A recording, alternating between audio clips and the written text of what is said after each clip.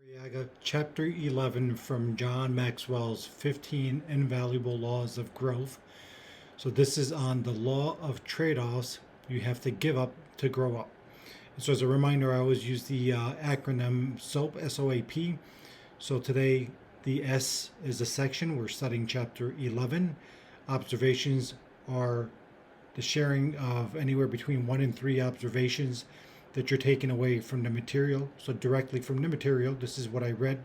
This is the section, the paragraph, the line, the word that reminded me of something, my takeaway. So you can't be wrong. It's really how the material speaks to you directly, or it can be indirectly. It could be as a result of reading the material or hearing somebody share their observations. This is what I'm taking away from the material. The A's application, which is at least one thing that you can immediately apply within the next 24 to 48 hours. So you're looking, the intent of that section is to convert what you're learning into long-term memorization and then passing it forward.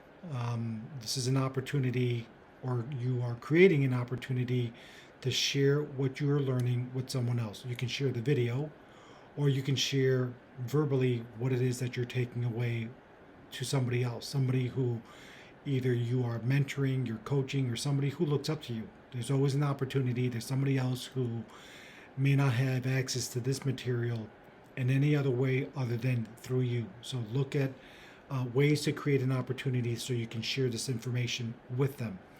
So if you have the PDF, we're on page 211. And so there's a quote over here by Eric Hoffer that says, "People will cling to an unsatisfactory way of life rather than change in order to get something better for fear of getting something worse."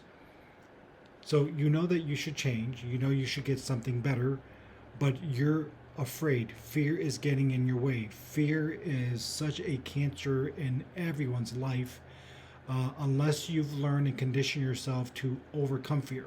So you can be successful. You can do what's necessary even while you're afraid. Do it afraid. You need to develop the courage. So you don't have to be, having fear is not a criteria for you to be unsuccessful. You can still be successful while you are afraid. You just have to do it afraid. So I'm going to violate my own rules. I'm going to kind of go over 3 or 4 or 5 different observations that I made from this material, but I'll try to keep them quick. So number 1, I wrote, the comfort zone is not comfortable. It is only familiar. You must be willing to do and go to the unfamiliar if you want to grow and succeed. Stop thinking, what if I fail, and replace it with, it's possible. So I have a rubber band right here, and you imagine that if this rubber band, what's inside of it, is your comfort zone, so it's in a resting state. If you want to grow, if you want to expand, if you want to stretch, you're going to feel some pressure. It's not going to be uncomfortable. But notice that the growth only occurs outside of your comfort zone. So you want to kind of bear that analogy in mind that if I want to grow, I have to be willing and I have to get used to being uncomfortable. So get comfortable being uncomfortable, number 1.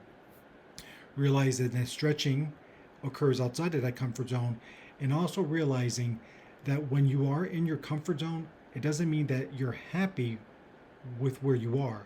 You're only comfortable there because it is familiar. The unfamiliar is what makes you uncomfortable. And so you have to look at, when I'm going to the unfamiliar, I don't know what the outcome's going to be, but if I focus on what I want, the desired future state, when I start doing an assessment, what most people do is they put too much weight on the possibility of failure and too little weight on the benefits. So you want to kind of reverse this risk benefit assessment that you've been making and put more weight on the benefit, put more weight on what if this works out, put more weight on how it's going to feel, how it's going to look when you are successful, going outside of your comfort zone, going after your goals and achieving them. Another observation that I made is over here on this page where he says you have to give up to grow up. And he says that I did not ask myself the wrong questions. So there are two types of questions, the right questions and the wrong questions. You should treat these situations as binary. He did not ask, how hard will my new job be? What will my friends think if they see me making hamburgers in a quick service restaurant? What will I do if this new position does not work out as planned? So he's not asking that. He's not trying to be a people pleaser. He's thinking about himself, about where he needs to be, what he needs to do to grow. And so what I wrote is that I do this when it comes to travel for long periods or setting goals. I never ask, how does it feel? Instead, I ask about the direction. So I used to ask the wrong questions. Now I ask questions that basically amount to, will this decision, will this action improve the quality of my life? If the answer is yes, then I know I have to take the action. I have to take the step. I don't ask whether it feels right, whether I'm comfortable, whether I like it or not. I don't ask, what will my neighbors think? What will my family think? What will my friends think? Those are limiting thoughts. They lead to contraction. So you want to ask yourself questions that are empowering.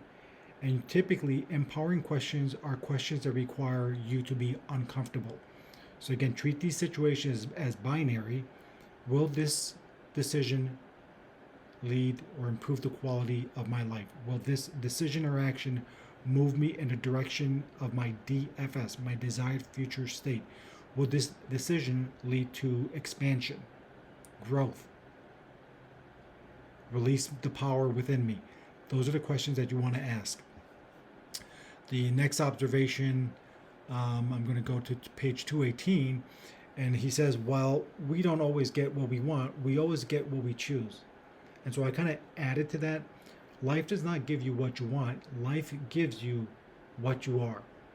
So in order to be something, first you have to do something. And what you do is based on what you are. And what you are is based on your dominant thoughts.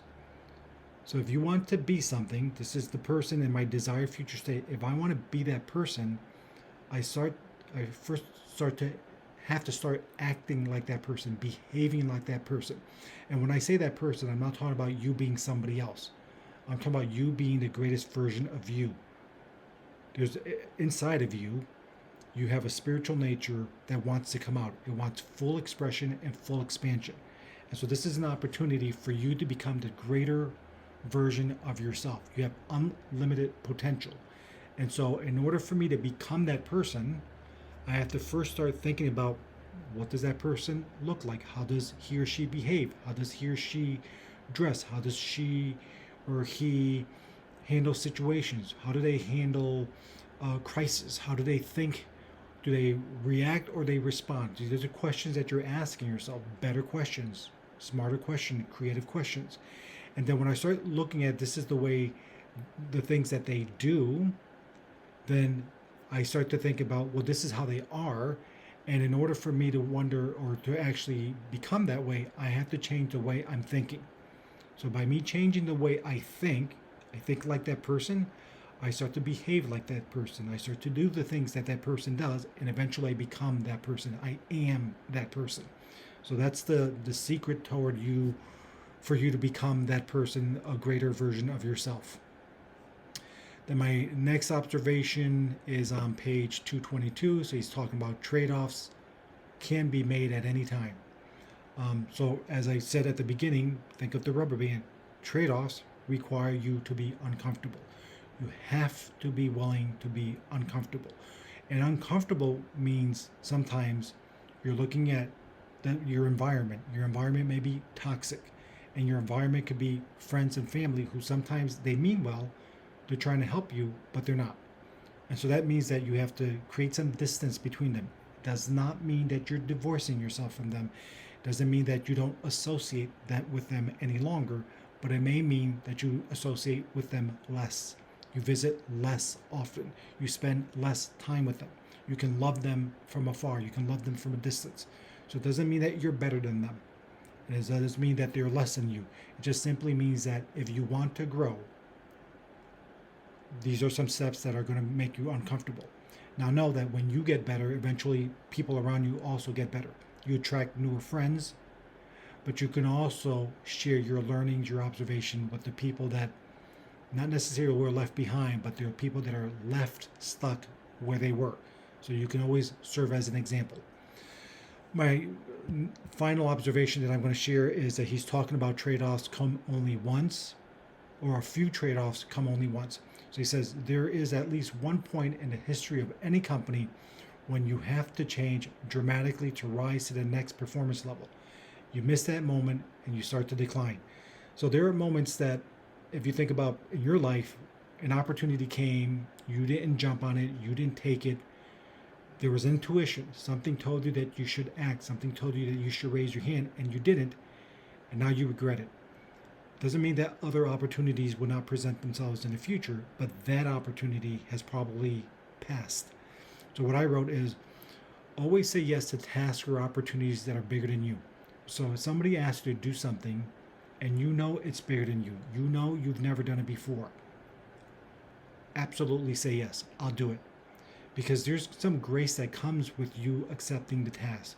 And the grace is that even if you don't do it perfectly, if you make a mistake, the substantial majority of the time, the person who gave you the task appreciates the fact that you tried. They probably already knew when they were giving it to you that this was a big task for you. So you're going to get some grace from them, and you're also going to learn. You're going to grow. And then I also wrote that always be the first to raise your hand.